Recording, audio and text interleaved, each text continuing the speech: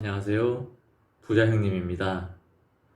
오늘도 열심히 일하신다고 수고 많으셨습니다. 영상에 앞서 구독과 좋아요 그리고 알람 설정 부탁드립니다. 이번 영상에서 다룰 내용은 요즘 핫한 니콜라라는 회사입니다. 이미 테슬라라는 종목이 우리에게 매우 익숙합니다. 앞으로 수소차 쪽도 니콜라가 매우 유망하지 않을까 생각합니다.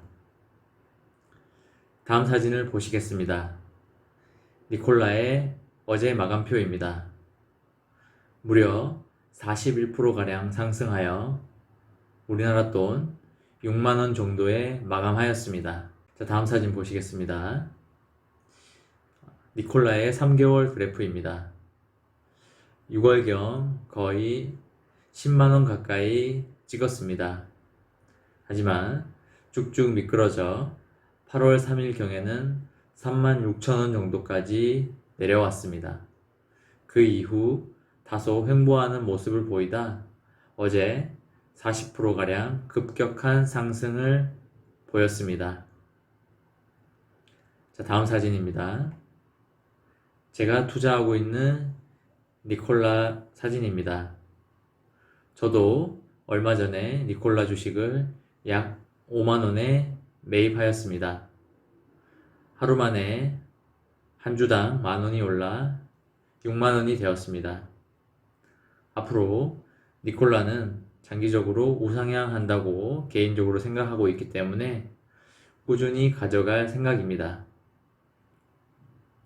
그러면 니콜라 관련 뉴스에 대해서 말해보겠습니다. 미국 증시의 대표적인 전기차 종목인 테슬라와 니콜라의 희비가 극명하게 갈렸습니다. 테슬라는 이날 나스닥 시장에서 전날 종가보다 21% 하락한 330달러에 장을 마쳤습니다. 테슬라의 주가 하루 낙폭으로는 역대 최대입니다.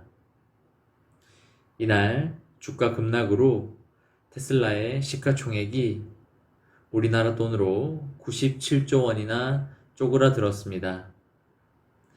이는 미국의 대표적인 자동차 회사인 제너럴 모터스와 포드의 시가총액을 합친 금액보다 더 많은 수준입니다. 테슬라의 최고 경영자인 일론 머스크의 재산도 덩달아 감소하였습니다. 블룸버그 억만장자 지수에 따르면 머스크의 재산은 이날 하루 우리나라 돈으로 19조가 줄었습니다. 이 역시 블룸버그 억만장자 지수 역사상 최대 변동폭입니다. 머스크의 총 재산은 현재 823억 달러로 세계 부자 순위에서 5위로 내려앉았습니다. 머스크는 지난달 31일만 해도 테슬라의 주식 분할에 따른 주가 상승에 힘입어 제프 베이조스 아마존 CEO, 빌 게이츠 마이크로소프트 창업자에 이어 세계 3대 부자에 올랐습니다. 이달 들어 보인 테슬라의 주가 하락세는 50억 달러 유상증자 소식이 촉발하고 스탠다드 앤 푸어스 500 지수 편입 실패가 결정타를 날렸다는 분석입니다. 테슬라는 이달 1일 증권거래위원회에 보고한 공시에서 재무구조 개선 등을 위해 최대 50억 달러 규모의 유상증자를 하겠다고 밝혔습니다. 통상 대규모 유상증자는 주가 희석 우려로 주가의 부정적인 재료가 됩니다. 그동안 많은 투자자가 기대했던 테슬라의 S&P 500 지수 편입이 지난 4일 불발했던 점도 테슬라 주가 상승세에 발목을 잡았습니다. 테슬라가 S&P 500 지수에 편입되면 이 지수를 추종하는 펀드들이 자동으로 테슬라를 자신의 포트폴리오에 담아야 합니다. 미국 경제업체 CNBC에 따르면 지수 편입에 따른 펀드의 테슬라 주식 수요가 테슬라 발행 주식의 10%가 넘는 1억 2천만 주에 달할 것으로 예상됐습니다. 테슬라가 지난 7월 4개 분기 연속 흑자를 달성했다고 발표해 S&P 500 지수에 편입될 요건을 갖춤에 따라 지수 편입 기대감은 한층 고조됐었습니다. 시장에서는 테슬라의 높은 주가에는 이런 기대감이 이미 반영되어 있다는 분석도 나옵니다. 테슬라에 이어 시장의 주목을 받았던 수소 전기차 업체 니콜라는 오랜만에 호재를 바탕으로 급등하였습니다. 주가가 이날 하루에만 40.79% 올라 $50 선을 넘었습니다.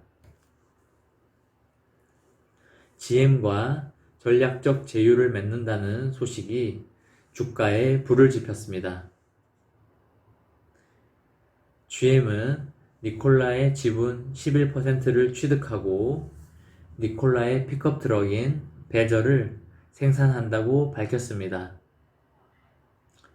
아직 의미 있는 매출을 올리고 있지 않은 니콜라로서는 미국 최대 자동차 회사 GM이 우군으로 나섰다는 점만으로도 시장의 신뢰를 얻기에 충분하다는 지적이 나옵니다.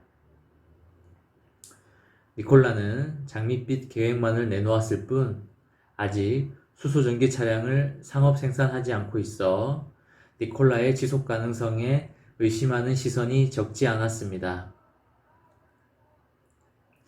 양사는 이날 2020년 후반부에 배저 생산을 시작할 계획이라고 밝혔습니다. 니콜라의 CEO 트레버 밀턴은 이날 트위터에 올린 트윗에서 GM과의 협력으로 40억 달러에 달하는 개발비를 절감하게 됐다고 밝혔습니다. 니콜라와 GM의 전략적 제휴가 한국의 수소차 부품 업체에 호재가 될 것이라는 주장이 나왔습니다. 한병화 유진투자증권 연구원은 9일 보고서에서 니콜라와 GM의 전략적 제휴는 수소차가 본격적으로 투자해야 되는 대상이라는 것을 각인시켰습니다. 대한민국 수소차 부품 소재 업체들의 글로벌 경쟁력을 단기간에 따라올 국가는 찾기 어렵다는 점에서 관련주의 수혜가 기대됩니다. 앞서 지난 8일 니콜라는 GM과 수소차 전기차의 생산 플랫폼을 이용하기로 하고 GM은 11%의 니콜라 지분을 확보하였습니다.